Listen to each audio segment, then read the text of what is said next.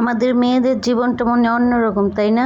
মেয়েরা যখন মনে হয় মারা যাবে, যখন আজরাইল চলে আসবে, তখনও মেয়েদের মনে হয় রান্না করে ধুয়ে তারপরে আজরাইলরে বলতে হবে তারপরে আমাকে জান কবজটা করেন। হ্যালো এভরিওয়ান, কী অবস্থা? আশা করি সবাই ভালো আছেন, আমিও ভালো আছি। আজকে আর একটা নতুন ভিডিও নিয়ে চলে আসছে আপনাদের মাঝে। আশা করি আজকের ভিডিওটা অনেক অনেক ভালো লাগবে। আজকে আমি পাঙ্গাস মাছ ভুনা করবো, করলা ভাজি করবো আলু দিয়ে। সেই দুইটা রেসিপি আপনাদের সাথে শেয়ার করব। তো দেন প্রথমে আমি চুলাটা জ্বালিয়ে কড়াইটা বসে নিচে নিয়ে পরিমাণ মতো তেল দিয়ে দিছি, পেঁয়াজ মরিচ দিয়ে ভালো করে বাদামি কালার করে ভেজে নিয়ে এখন করলাটা দিয়ে দিছি। আমার মাকে দেখতাম কি করলা যখন বসাইতো তখন কোনো পেঁয়াজ দিত না, হালকা তেলটা দিয়ে গরম করে করলা দিয়ে দিত, দেওয়ার পরে পেঁয়াজ দিত উপর দিয়ে, কিন্তু কখনো হলুদ দিত না করলা ভাজিতে। কেন আমার দাদা নাকি করলা ভাজিতে হলুদ দিলে পছন্দ করতো না, সেই জন্য আমার মা এখনও যে মুরব্বি হয়ে গেছে, বয়স হয়েছে, তারপরে এখন আমার মা সেই ঐতিহ্যটা ধরে রাখছে যে করলা ভাজি করার সময় আমার দাদা নাকি করলা ভাজিতে হলুদ দিলে রাগারাগি করতো বা পছন্দ করতো না, সেজন্য আমার মা এখনও হলুদ দেয় না। কিন্তু দেখেন আমরা ওগুলো মানি না, আমরা মুরব্বিদের কথা মানি না, চলি না। কিন্তু আগের যুগের মানুষগুলো তাদের শ্বশুর শাশুড়িকে পরে অনেক সম্মান করতো, কিন্তু আমরা যে দেখেন কেউ সম্মান করে না, ছোটো বড়োকে সম্মান করে না, বড়ো ছোটোকে সম্মান, কেউরে সম্মান করে, সবাই নিজেকে নিজে অনেক কিছু বড় মনে করে।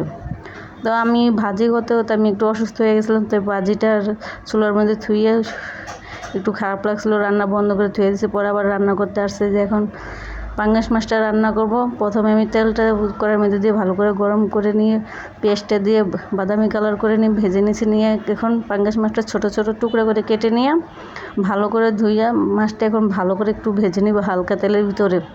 এভাবে ভাজবো না যাতে শক্ত না হয়, এটা এরকম করে ভাইজা নিলে কী হয়, ব্রয়লার মুরগির যেরকম একটা স্বাদ আসে ওরকম একটা স্বাদ আসে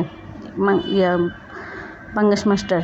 সেজন্য আমি একটু ছোটো ছোটো করে হালকা কেটে কেটে নিয়ে তেলের মধ্যে একটু হালকা ভেজে নিই, বেশি একটা ভাজাভাজি করি না, তাহলে মাছটা শক্ত হয়ে যাবে, ওই অন্যরকম স্বাদটা আসবে না।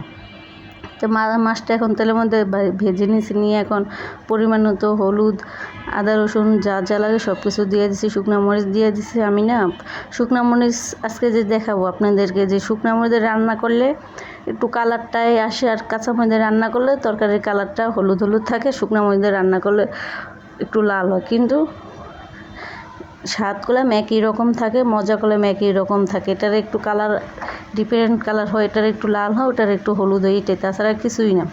সেজন্য আমি সবসময় কাঁচামরিচের তরকারি খেতে পছন্দ করি, খাওয়ার চেষ্টা করি, যেহেতু আমার গ্যাস্ট্রিকের সমস্যা। আপনারা সবাই যারা আমার ভিডিও থাকেন তারা তো অবশ্যই জানেন যে আমি সেজন্য কাঁচামরিচের তরকারি খাই। কিন্তু জানি আপনারা আমার তরকারি পছন্দ করে না, যে ভাবে মনে মনে এগুলো কী রান্না করি, সাদা সাদা থাকে, তরকারি কালার আসে না। কিন্তু ভাই কী করবো, যার যেটা সমস্যা সে তো সেটা বুঝবে।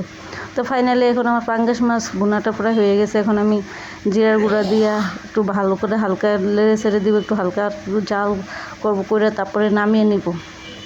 আজকের তরকারিটা অনেক সুন্দর হয়েছে, যে দেখতে যেমন লোভনীয়, খেতে তেরকম অনেকটাই ভালো হবে। আমার রান্নার আমি প্রশংসা করি ভাই, নিজের জিনিস নিজের প্রশংসা, অন্যজনের প্রশংসা করে তারপরে সেটা ভালো হবে তা না, কিন্তু নিজের জিনিস নিজের প্রশংসা করব, পরবর্তীতে যাতে আরও ভালো করে চেষ্টা করি।